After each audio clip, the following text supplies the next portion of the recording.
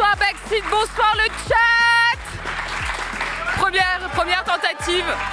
Première tentative d'imitation de gens ratés. Bonsoir le public. Bonsoir le chat, comment ça va? Merci d'être là, merci à toutes et à tous d'être là, d'être présents, de soutenir cette émission. N'oubliez pas que grâce à vous, nous pouvons être indépendants financièrement. Et c'est quelque chose dont on va parler ce soir, vous allez tout de suite comprendre pourquoi. Vous pouvez donner à cette émission pour que Backseat puisse perdurer, pour que Backseat puisse enfin tenir jusqu'à la fin de la saison. Donc donnez. On a organisé le truc par palier, on va vous montrer une vidéo ce soir pour vous expliquer davantage des choses.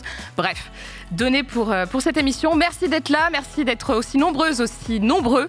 Nous allons ce soir parler des inégalités de genre pour changer un peu, mais face à la thune, face au pognon, c'est assez important, on n'en parle pas suffisamment. Donc un before un peu spécial, comme vous le savez, les before, on le fait aussi pour se faire kiffer et parler de sujets qui nous intéressent. Donc nous avons la chance ce soir d'accueillir... Ah, j'ai oublié de vous dire un truc important. Merde. Oui, donc je n'ai pas raté mon coup d'État. Mon coup d'État a fonctionné. C'est un putsch ce soir. Non, Jean Massier, comme vous le savez, certainement pour certaines et certains, est malheureusement souffrant et ne peut pas être présent ce soir. Donc il m'a confié cette énorme charge qui est de présenter l'émission à sa place. J'espère pouvoir être à la hauteur et on compte sur vous aussi pour qu'il puisse nous entendre depuis chez lui. Et on lui envoie plein de bisous, mais de loin parce qu'apparemment il a un truc contagieux. Donc voilà. Il viendra nous faire un petit coucou en début d'émission pour voir un peu, pour prendre la température, voir si tout va bien. Voilà, et puis voir surtout s'il est encore en vie, ce qu'on espère fortement. Quoi qu'il en soit, c'est parti pour ce before. Donc ce soir, nous allons parler, comme je vous le disais, des inégalités de genre face à l'argent. Pour parler de ce sujet, nous avons l'immense plaisir de recevoir Insaf El Hassini, Héloïse Boll et Françoise Briet. Françoise Briet qui doit nous rejoindre en duplex, si tout va bien. Bonsoir. Bonsoir.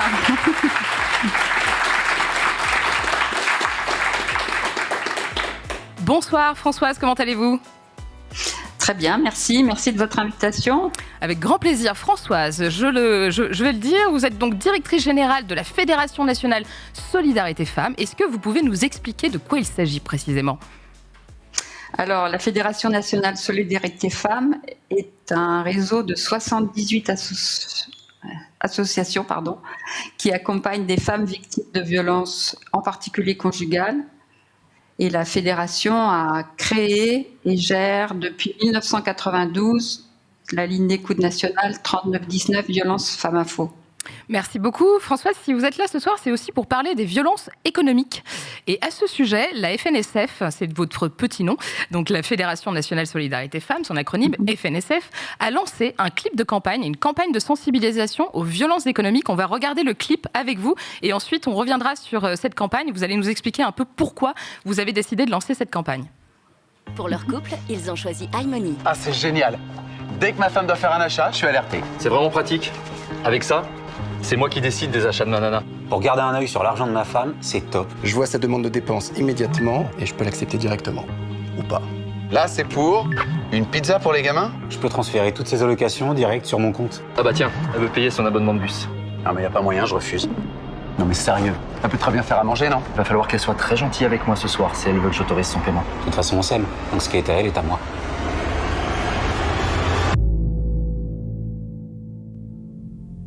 iMoney n'existe pas, mais les violences économiques, si. Contrôle des dépenses, privation de ressources, chantage économique. Les violences économiques sont des violences conjugales. Depuis 30 ans, le 3919 vous écoute, vous informe, vous oriente.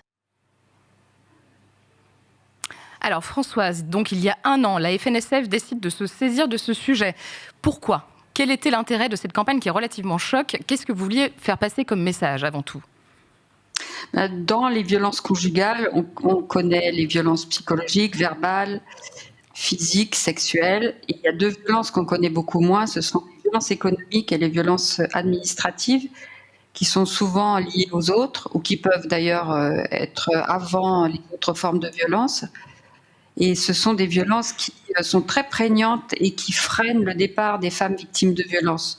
C'est-à-dire la question de l'autonomie financière et du contrôle de l'auteur des violences à travers les ressources de sa conjointe sont vraiment extrêmement importantes Ce qu'on a noté, par exemple, c'est que parmi les femmes qui travaillent et les auteurs de violences, on a un différentiel 2 à 3 fois plus important que dans la population générale, c'est-à-dire qu'on a 40-45% de femmes qui travaillent pour 70% de leurs agresseurs, et avec des ressources limitées, avec la confiscation des ressources, l'interdiction de travailler, les arrêts de travail faits des violences, le surendettement qu'impose souvent l'agresseur, on voit que les femmes restent dans la précarité, que les violences les précarisent, et que c'est vraiment un frein très important à la sortie des violences, mais aussi qui va grever leur parcours après la séparation.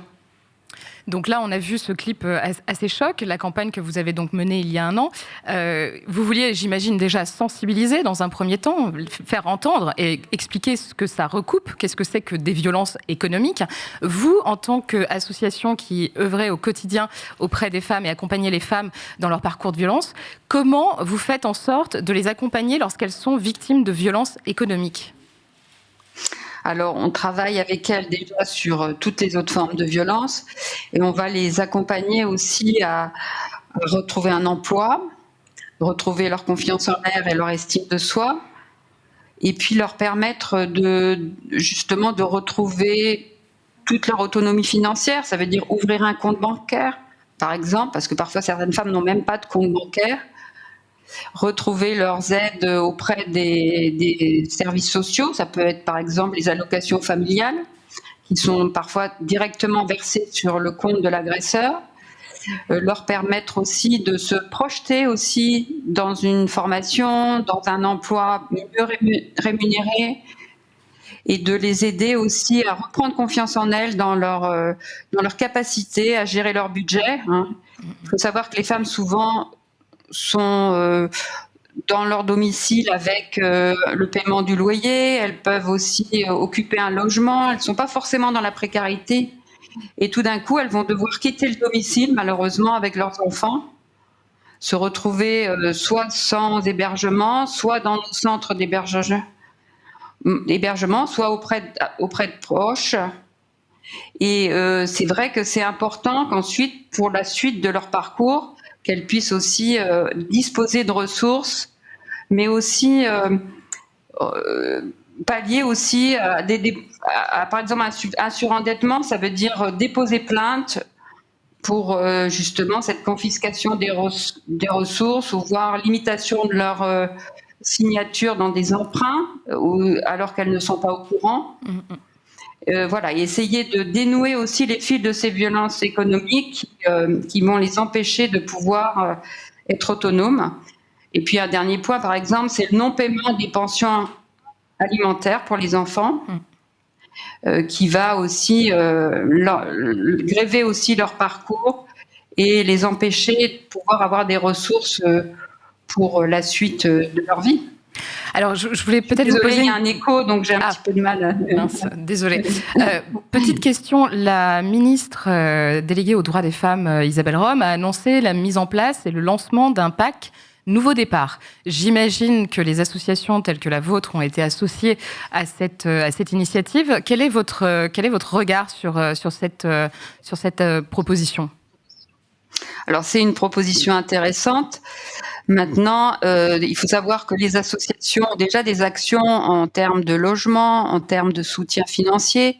Et ce qui serait important pour nous, c'est que ce PAC Nouveau Départ puisse aussi s'appuyer sur les dispositifs existants, que ce ne soit pas un autre dispositif qui ne s'articule pas avec ce qui existe déjà. Donc, on a été aussi intéressés par surtout l'aide d'urgence, qui va être mise à disposition des femmes sans condition de ressources, sans d'ailleurs capacité à forcément devoir le rembourser, et puis ensuite de pouvoir justement avoir cette aide d'urgence pendant quelques semaines, voire quelques mois, alors qu'on sait très bien que pour les femmes, souvent elles quittent le domicile sans aucune aide, sans aucun soutien. On les voit arriver avec justement absolument aucune aucune possibilité même de survivre pour leurs besoins fondamentaux. Et donc, on est souvent dans l'obligation de les amener à avoir des tickets services, par exemple, ce qui leur permet d'acheter des besoins de première nécessité.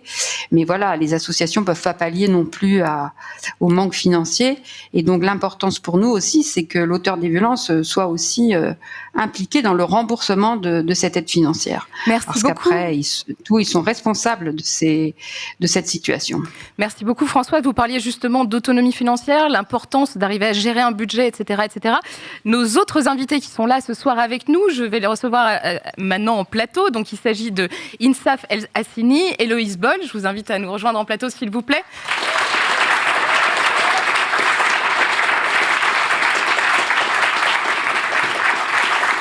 Bonsoir.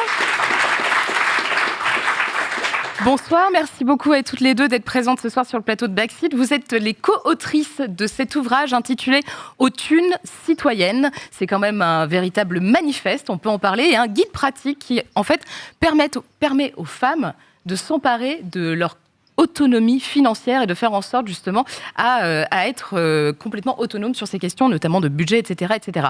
Insaf El Hassini, vous êtes juriste, vous êtes experte en négociation rémunération et vous avez lancé le podcast Ma Juste Valeur qui justement porte sur les négociations et l'argent des femmes au travail. Bonsoir. Héloïse Boll, vous êtes ancienne journaliste économique, rédactrice de la newsletter Prends l'oseille et conseillère financière indépendante. Et donc vous êtes toutes les deux à l'initiative de cet ouvrage. Aujourd'hui, juste pour un peu dresser un peu le décor, les écarts de patrimoine sont encore très importants entre les hommes et les femmes, plus de 16%, c'est ce dont vous faites état dans le livre. Bien évidemment, les écarts de rémunération demeurent un véritable problème. On relève des écarts de rémunération qui vont en moyenne de 22% entre les femmes et les hommes. Et il y a aussi un point important, c'est les montants des pensions de retraite. Parce que, bon, autant en parler, on est au cœur de l'actualité. Donc, quel est un peu votre regard sur la réforme à venir et le fait qu'aujourd'hui, les pensions de retraite, en général, sont inférieures, le montant est inférieur pour les femmes de 40% par rapport à celle des hommes? Le regard, c'est un constat et une leçon à tirer en fait, parce que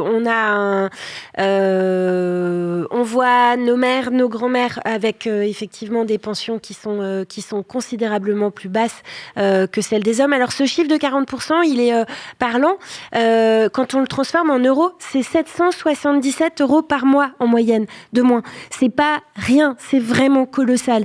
Et surtout, ce qu'il faut comprendre, c'est que ce chiffre de 40%, il vient pas de nulle part. En fait, il vient de tous les choix ou les décisions un peu subies, malheureusement, qui ont été faites au cours de la vie des femmes, notamment à partir du moment où elles se mettent en couple et à partir du moment où elles ont des enfants.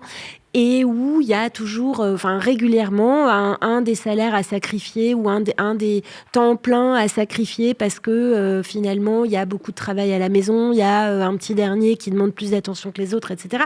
Très, très souvent, ce sont les femmes qui prennent cette décision en tout cas, ce sont elles qui subissent ce besoin de temps et d'attention supplémentaire. C'est pas toujours des décisions pleinement prises de plein gré et de plein cœur. Mais en fait, le temps partiel, suivre un mari ou un partenaire de Pacs à l'étranger ou même dans une autre ville et donc renoncer à un job qu'on a déjà installé, etc. Tout ça, ça a des répercussions financières sur les revenus immédiats qu'on a, mais aussi sur les revenus futurs et notamment sur les cotisations de retraite. Donc on cotise moins et on cotise sur une base plus petite.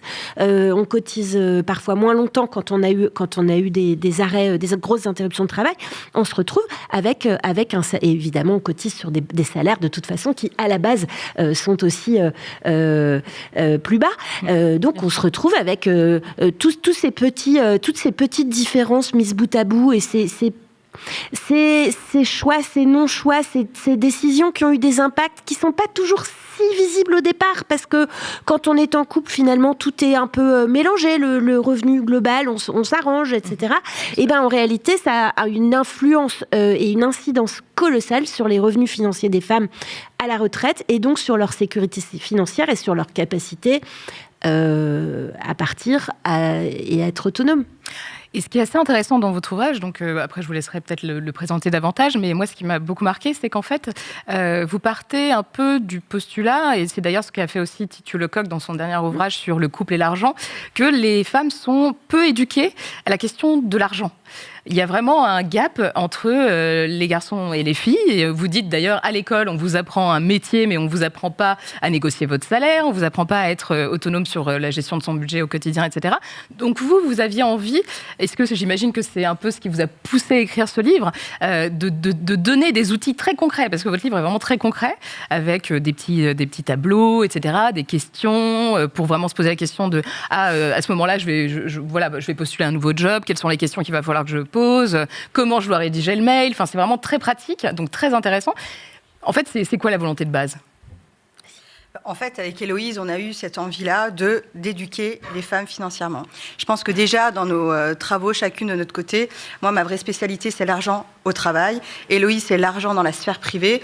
Et quand on a voulu écrire ce bouquin à deux, on s'est dit, au lieu d'écrire chacune un bouquin de notre côté sur ces domaines d'activité, pourquoi ne pas le faire à deux et le faire à deux voix ? Et finalement, avoir une Bible, un bouquin de référence, idéalement, mais quelque chose, en tout cas, un bouquin où on puisse tout trouver quand on est une femme et qu'on commence sa vie. Parce qu'en réalité, comme vous l'avez dit, quand on va à l'école nous apprend un métier, on apprend à devenir journaliste, juriste, à faire du marketing, peu importe. On n'apprend pas à négocier son salaire, on n'apprend pas les jeux et les enjeux de pouvoir dans le monde de l'entreprise, on n'apprend pas comment naviguer et louvoyer sa carrière, on sait pas comment faire de passer de salarié à fonctionnaire à freelance ou à entrepreneur, alors qu'aujourd'hui on sait pertinemment que les carrières ne sont pas linéaires et qu'on est de plus en plus une génération de slashers.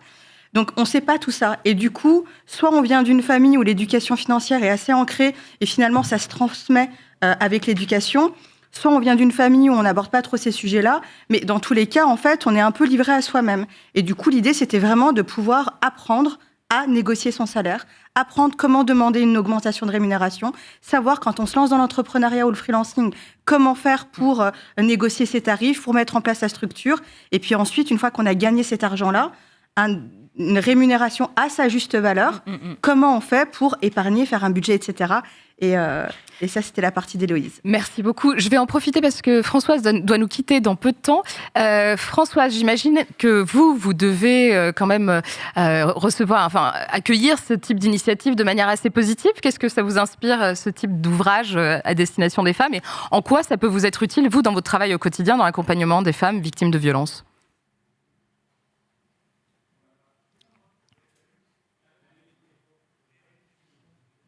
Il faut que vous enleviez le mute, s'il vous plaît. Oui, désolée, excusez-moi.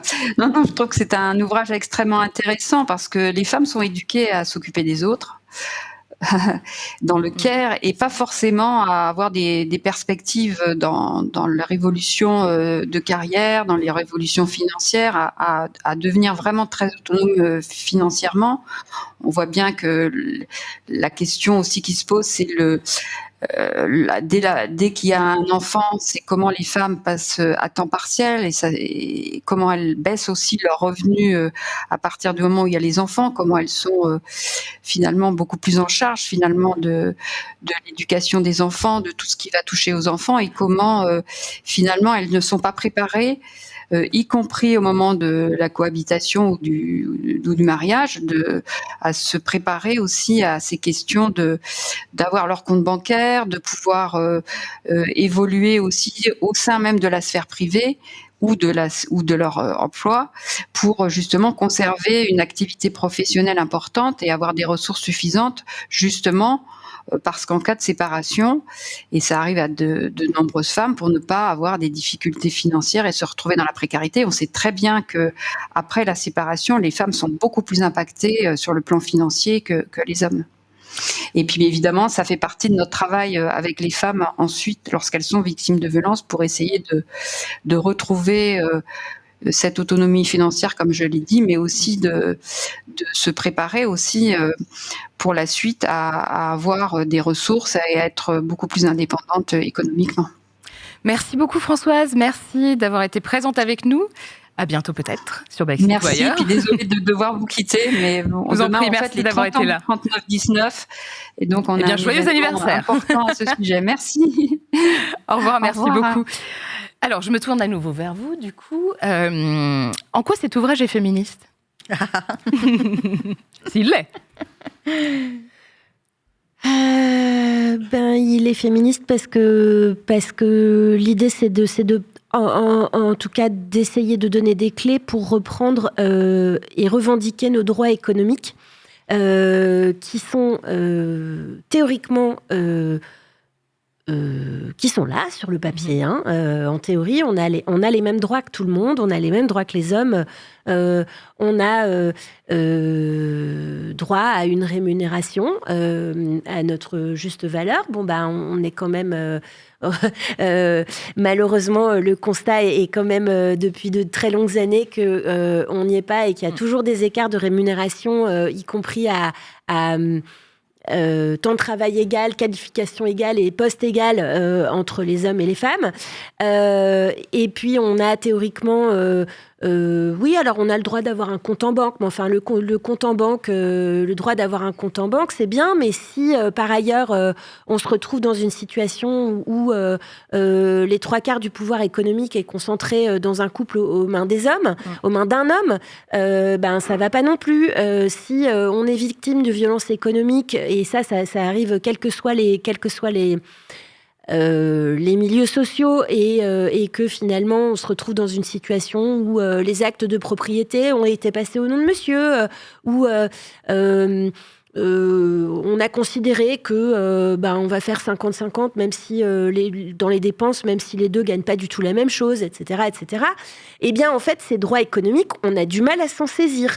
Et puis, par ailleurs, il y a une réalité économique aussi chez les femmes et chez beaucoup de femmes qui est un manque à gagner en réalité parce que elles se justement en passant à mi-temps ou à temps partiel quand elles le font, en étant considérées comme celles qui doivent le plus régulièrement s'atteler aux tâches ménagères et aux tâches familiales, eh bien, elles se font progressivement dépouiller de leur temps.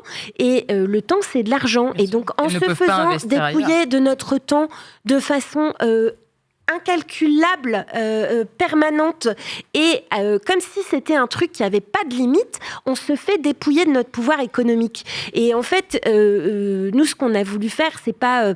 on n'a pas de proposition de loi, malheureusement. Enfin, Marie-Pierre Rixain va beaucoup plus loin que nous. On a bien quelques idées. Mais l'idée, c'est déjà de dire... Attention, en fait, dans votre quotidien, même si vous avez tous les droits, la réalité et les organisations que vous prenez et le fait de ne pas aller régulièrement demander des augmentations ou changer de job ou bien négocier vos salaires d'entrée, tout ça vous pénalise énormément. Et donc, saisissez-vous de ces droits-là, revendiquez-les et surtout, n'ayez pas peur d'être désagréable quand vous les revendiquez parce que... quand même, la réponse qu'on nous oppose la plupart du temps, c'est oui, mais enfin, tu pourrais demander gentiment. Mais non, en fait, il y a un moment où il faut arrêter de demander les choses gentiment, en fait. Surtout quand ça concerne nos intérêts économiques. C'est pas, on n'est pas en train de parler de. Oui, on n'est pas en train de quémander, en fait. On est en train de parler d'un truc qui est vraiment central, vital. Et donc, à un moment, on a le droit de pas demander gentiment. Est-ce que votre initiative, vous la percevez comme un moyen de pallier un peu un échec de la part des pouvoirs publics et des politiques publiques en la matière? Alors déjà, moi, je pense que, pour revenir un peu à ta question tout à l'heure, déjà rien, quand tu es une femme, rien du fait de te saisir du sujet de l'argent, c'est féministe. Parce que l'argent, ça a une odeur de soufre. Quand tu es une femme, de manière générale, voilà, c'est un terrain dans lequel tu sais qu'il ne faut pas y aller. C'est comme le sexe. Il ne faut pas aller sur le terrain de l'argent. Donc déjà, de manière générale, quand tu es une femme ou quand vous êtes des femmes et que vous vous saisissez du sujet de l'argent, déjà rien que ça, c'est un acte féministe. Et c'est aussi un acte politique. Et pour du coup revenir à ta question, est-ce que il y a une défaillance des pouvoirs publics? On est dans une société patriarcale, Léa. C'est vrai. Donc, quel est leur intérêt au final quand tu regardes de près les choses? Quel serait leur intérêt de changer les choses? Jusqu'ici, on a été une main-d'œuvre qui n'était pas du tout chère, on est cheap. On nous oppose, on dit souvent les femmes ne négocient pas, les femmes négocient beaucoup, mais ce qu'on ne dit pas, c'est qu'elles ne sont pas accueillies de la même manière. Et du coup, si tu veux, que ce soit dans l'éducation, dès le plus jeune âge, et on le dit dans le bouquin, on est dressé un petit peu comme des chiots où on préfère des tapes dans le dos plutôt que des euros. Donc, si tu veux, et quand on commence à revendiquer nos droits, on nous dit qu'on est hystérique, on nous dit qu'on n'est pas facile, et surtout, très souvent, il y a vraiment des représailles quand tu es dans le monde de l'entreprise. Donc, vraiment, je pense que de manière générale, on est dans une société patriarcale. Ce n'est l'intérêt de personne, pour l'instant, de faire de la place, mais c'est pas grave, on a notre chaise pliante, et on est là, et on va venir à la table, et reprendre le pouvoir sur son argent, c'est reprendre aussi le pouvoir sur le pouvoir décisionnaire et directionnel de notre société. Quand on est une femme et qu'on veut changer vraiment les choses, mais même quand on est un homme, laisser un peu sa place, c'est aussi envisager quelque chose d'autre pour notre société. Dans votre ouvrage, vous vous placez à un niveau macro, pour parler vraiment du problème de des inégalités de genre face à l'argent. Est-ce que c'est aussi vos expériences personnelles qui vous ont poussé à vous intéresser à ce sujet et à vraiment en faire un combat ? Alors moi, j'ai une expérience personnelle sur la négociation de salaire qui est, je pense, à peu près, qui est tout aussi désastreuse que celle de la plupart des femmes. Je dis toujours que j'ai rencontré INSEF beaucoup trop tard dans ma vie. J'ai heureusement une expérience personnelle sur la gestion des finances qui est beaucoup moins calamiteuse et où j'ai jamais été victime de violences économiques.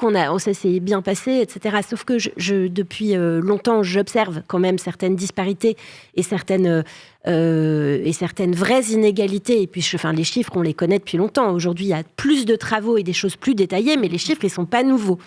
Ce qui est nouveau pour moi, c'est que je me suis installée à mon compte depuis 4 ans et que je conseille beaucoup de femmes et que je vois à mon bureau des témoignages et des situations qui sont d'une injustice criante, qui sont parfois effrayantes parce que y a malheureusement pas trop de retour en arrière financier possible et qu'il y a des situations sur lesquelles il faut vraiment alerter et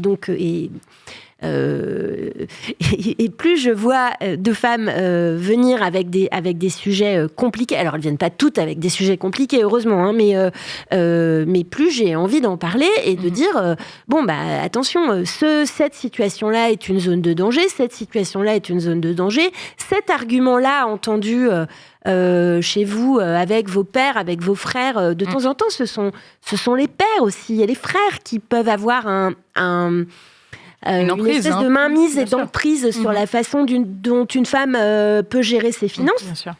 Avec notamment des histoires d'entreprises familiales, etc. Tout ça tout ça est vraiment très, très alarmant. Oui, bien sûr. En fait. Malheureusement, on arrive déjà à la fin de cette interview. On aurait encore plein de choses à se dire. Peut-être un mot de la fin. Qu'est-ce que tu aimerais dire ce soir à ces femmes qui peut-être nous regardent et ont envie de se saisir de leur autonomie financière et de se sortir peut-être d'une mainmise, d'une emprise telle qu'on est en train de la décrire ? J'ai envie de leur dire qu'elles ont un pouvoir financier. On a tendance, parce qu'on a été éduqués comme ça, d'abandonner ce pouvoir-là à nos pères, à nos frères, aux recruteurs, aux employeurs, à laisser quelqu'un d'autre décider de notre juste valeur, décider de la manière dont on va dépenser nos sous, ne serait-ce que des 10 € qu'on a gagnés au tac au tac quand on a fait un jeu de grattage. Et j'ai envie de leur dire, saisissez-vous de ce pouvoir-là, il vous appartient, ne l'abandonnez pas aussi facilement. Il y a des personnes qui sont là pour vous accompagner, pour vous apprendre à le faire. Et j'ai juste envie aussi de leur dire, pour terminer, Haute Une citoyenne. Haute Une citoyenne, donc publiée aux éditions Alizio. Merci beaucoup. Merci beaucoup.